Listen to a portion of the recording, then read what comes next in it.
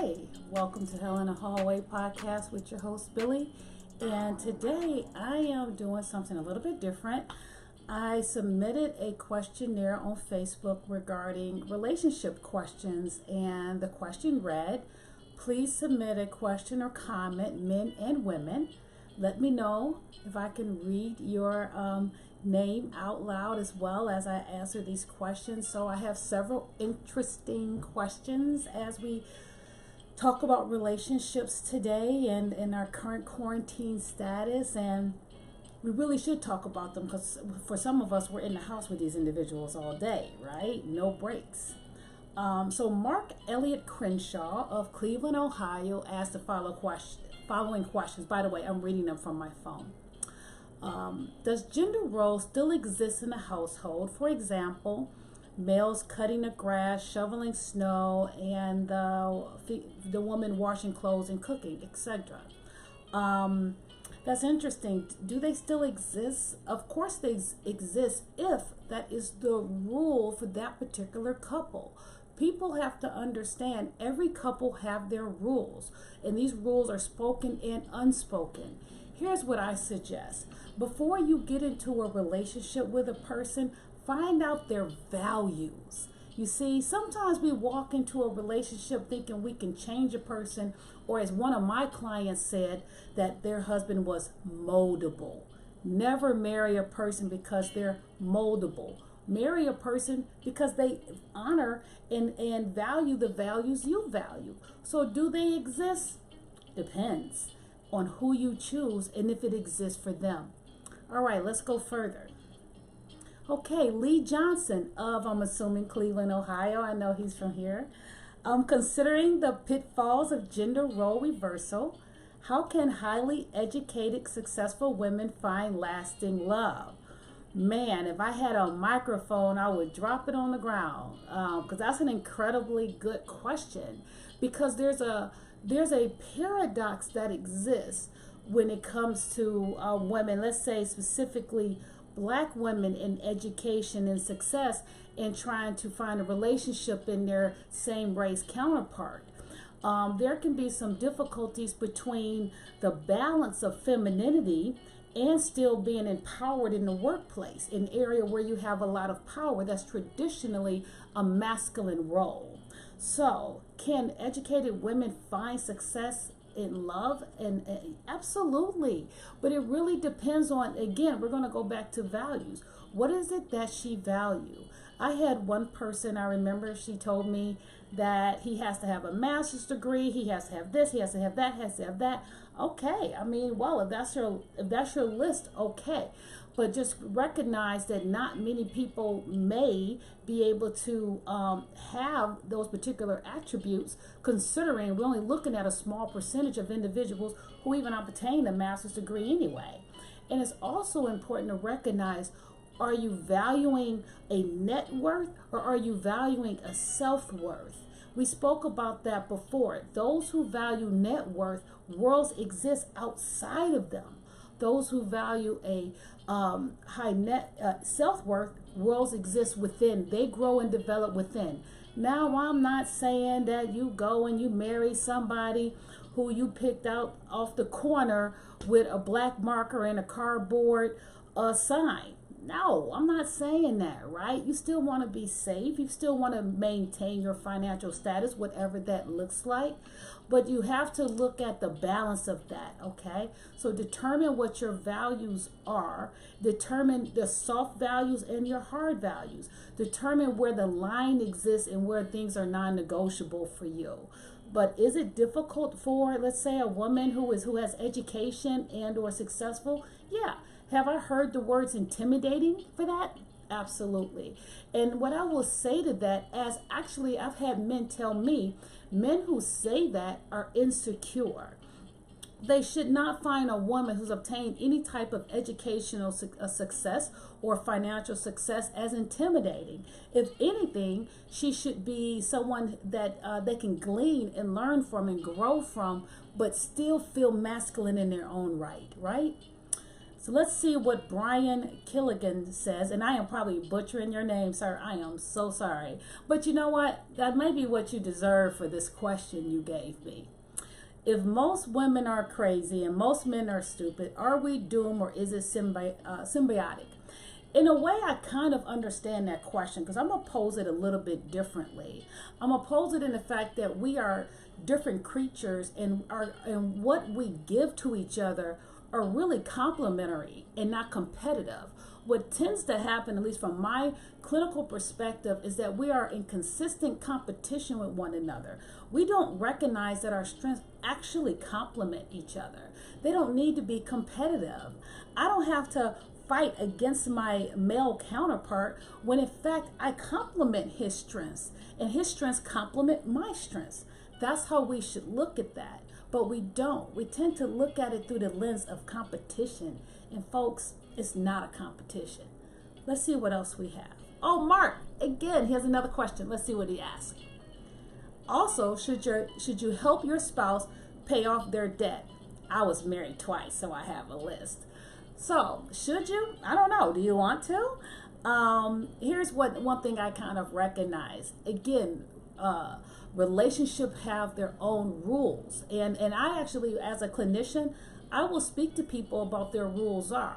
I will find out, which ones are overt, the ones that they consistently say and speak out loud, and which ones have kind of made their way into creation as they have gone along. Those are your unspoken rules, right? So these are questions that people should ask in the very beginning as pertains to debt and what they believe a couple should do, right? So if a couple get together and they're married and they say, you know what, this is our debt, we're going to work to bring each other's debt down, and we're going to work together, I think that's awesome.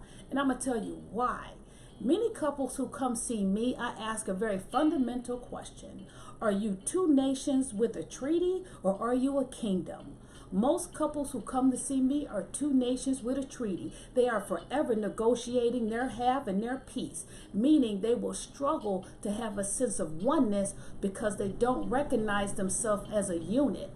Now, do I believe you have to completely lose who you are as an individual? No, I'm not saying that.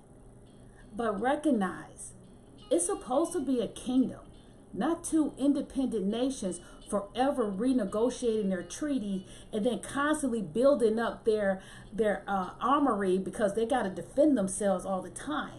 And I'll get to that next part because I know we got more questions. I'm going on a ramble here. Stephen Mustafa, why are Black people afraid of marriage? Oh, I thought this was interesting. Do I think Black people are afraid of marriage? No, I don't think that's the case. Do I think there's a lot of social ills that allow for it to be stacked against African American marriages? Yes. Do I think the value system is a little bit different, and not that it's a negative difference, it's just a difference? Yes. So someone answered asking what the stats are, and they're around 30%, which is absolutely true. They are around 30%.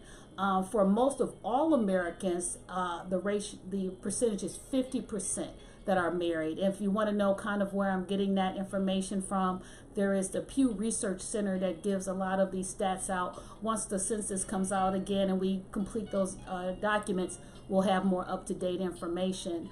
But I don't think that we're afraid. I think that there is a lot of social elements that allow for our divisiveness towards one another to continue.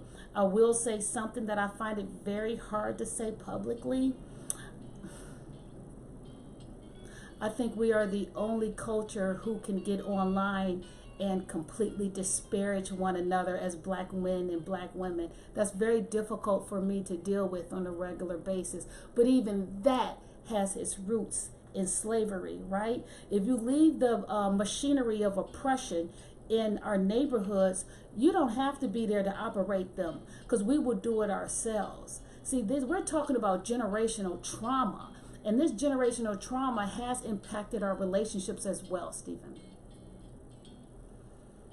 So Michael Simpson of Cleveland, Ohio asks, why is it so hard to let someone go that is a good person but not good for you? Oh, that's an awesome question, right? Because we all have probably found ourselves maybe once or twice or three times in that particular situation, right? What you have to recognize and look within yourself is, what is it that's attracting you and keeping you to that person, right? Sometimes what ends up happening, we get caught on this cyclical loop of behavior over and over and over again, and we have trouble getting off. We have to actually find out what is it within us that we're projecting outside of us that's allowing us to stay attached to somebody who's actually damaging to us. So that actually calls for a lot of internal work. And again, as a clinician, I'm always going to advocate for counseling, because it can help you see the internal patterns in your internal world that manifest themselves in your external one. All right, Keyshawn McDonald of Cleveland, but by way of Washington, D.C., if that's where you are now, because he gallants all over the world. Why does it seem that it's okay for Black women to date outside their race, but not okay for men? I was like, whoa, that'll get some attention, right? But here's the interesting stat on that. Most Black women don't marry outside their relationships. It's actually, the number is higher for Black men, but not as high as what people would like to think, right? For Black women, it's around, at least the last stat I saw was about 7%. And for Black men, it's about 15%, right? So it's more the other way around. But let's talk about why we think it's an issue. What is it that we're responding to? Are we feeling some sense of betrayal? That's what I think happens in these relationships. Whenever African American men see a Black woman with maybe a white man, and vice versa, or a Black woman will see an African American male with a white woman. I'm wondering, from the perspective of the Black woman, is she thinking, oh wow, you've attained some level of success and now we're not good enough for you, or anything like that? Those are very anecdotal statements that don't have research backing. But what I will say that does have research backing is that that it's not as big as an issue as people like to think, because who tends to marry outside of their relationship, outside of their race, is Hispanics and Asians. They tend to marry more outside their race than African Americans, period, to be perfectly honest. Let's see, what else do we have? Katrina Deal McCall, thank you so much for your question. She reads, do you think it's okay for married couples to have friends of the opposite sex and hang out with them from their spouse? Woo, that's a good one. I have seen relationships come to an abrupt halt because of friends, right? Again, we have to speak back to rules and what is acceptable to the unit. One thing I have always encouraged couples to do is to externalize their issue. So instead of it being an adversarial issue, me and you against one another, if I'm talking to, like, say, my spouse, for the lack of a better example, then no, we're adversaries. What we need to do is externalize the problem, make the problem outside of us, right? And if we make the problem outside of us, now the both of us can focus on the problem versus focusing on each other. Okay, so let's go back to this question. Do I think it's okay to have friends of the opposite sex and hang out with them without their spouses? Let's see. If the spouse is okay with that and they feel secure in their unit, sure, it's okay. Because again, I'm all about what the rules are for that particular coupledom, right? What are their rules? However, what if these are new friends that came up after the marriage? That's when stuff gets sketchy, because you start not recognizing where the line ends as it pertains to relationships, right? So let's say if this person has been their friend, they were their friends for 30 years, and then you get married and you're supposed to discard your friend. That might be difficult. Here's what I would suggest. If that's something that is an issue for you, these need to be questions while you're dating. This should not be a situation that shows up later after vows are made, right? So thanks a lot, Katrina, for that awesome question. Colin was answering a lot of these questions for me, but it's okay. Janine Gaskin, the amazing actress from Cleveland, Ohio, what does she say? She says, why do people make a choice to lie to their partner, big and small things?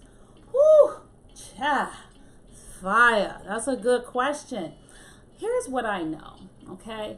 Lying is symptomatic of something bigger, right? So for the most part, when people lie, they are protecting a part of themselves for whatever reason, whether it's about protecting themselves from feeling shame or trying to hide something. I think that's a very human condition, is to lie. One thing I've always found it easier, not that I'm perfect, I've been in my share of issues throughout my life, but I have recognized at this point, let people know exactly what is going on with you, because the truth you can remember. Lies you'll be struggling trying to come up with later. So I think that when you ask why do people make a choice to lie to their partner, it's because they're trying to either maintain. I've heard couples say, well, I want to keep her protected. No, you don't. You want to keep yourself protected. You want to hide, you want to hold your shame. And I get it, because to feel shame is an awful place to be. Nobody wants to experience that, but we're lying if we're actually trying to say we're doing it for the other person. We're really doing it for ourselves. Oh, Janine has another good one, okay? For married people, vows say to death do us part. What does death really mean? Is it spiritual death, or do they literally have to die? Janine, that's a really great question. I thought it was hilarious. Well, keep in mind, these vows are really based in our religious beliefs. And in our religious beliefs, the idea is it's not foggy. It doesn't speak to spiritual death. It speaks to the notion of actual physical death. So yes, it's about the idea of burying each other, whoever comes first, but it's not about the spiritual death. Now, as people, we have made cultural shifts on what these things mean. And if that's how you have built what your relationship is on, you live according to those particular values, right? Janine asked another good one. Is it really considered cheating when you admire someone from afar? Admiration, from my perspective, is it cheating? No, I'm a human being. If I see a guy I think's attractive, he's attractive. And I'm like, oh my God, look at him. But am I pushing up on him? Am I trying to get connected to him? Am I making excuses to talk to him? Am I starting to tell him things and now he's my work spouse and I can't wait to get to work so I can see him? Am I starting to have what I call an emotional affair? Then yeah, I would deem that as cheating, but that's me. And I have seen this happen with relationships. I usually ask people, how do you define this? Because it's far be it for me to say it's cheating. I need to know what you say it is. I had one couple tell me they believe it's a violation of trust. And they didn't use the word cheating, so I lived in the space they lived in. But if it was me, I would consider that cheating, absolutely. But not admiring someone from afar. You use a very clear word, afar. So keep it afar. And in this world, keep it 6 feet. Okay? All right, Janine, you got me a host of questions. When you try to let your spouse lead in the financing and he is clearly a poor steward, but he doesn't realize it yet, what should you do besides pray for him? Girl, Lord, I don't even know what So pray for him, yes, I think that's awesome. But maybe you guys can look at some financial education classes, right? I think a lot happens when we look to edify a person, build them up while correcting them, right? What we tend to do in relationships is not build each other up when we find ourselves in disagreement, because why? We're two nations with a treaty. We're not a kingdom, right? So instead, we tear the other person down and renegotiate our treaty. You're not doing what you're supposed to do. So we need to end this, or whatever the case may be. Maybe can we look at maybe taking a class so we can learn how to better steward our money, right? And kind of see what happens from there. I always welcome at some point before things gets too crazy to get some counseling in the area to find out if there's a different value that the spouse has that they're living under but don't realize that they are. All right, Janine. If you want to travel but your partner doesn't feel like they should be able to say yes or no to the destination you pick. For example, you say, hey, me and the girls are headed to Aruba. And he says, hey, wait, I would like to go there, but just not right now. Should you cancel your plans with your girls and say, hey, my man can't go. I can't go because my man can't go. Now, if we're talking about my value set, no, I think you should go to Aruba, girl, have fun. But if this is something in your unit, in your kingdom, where you say we only do these things together, then no, you shouldn't go. All things for me, when you boil it down to the salt, boils down to the rules. What is the rule for your unit? Your next question is, if you ask your partner, are you settling for me? And they say yes, what should be the next thing to happen? Yikes, I didn't even see that question until now. OMG, that is a scary response. So now there needs to be a decision on what people want to do in this particular relationship, because that's a painful thing to hear. Settling for what? Settling for what reason? And can they grow and get beyond it? Do I think people can get beyond something as such as settling? That's tough. That's a hard one.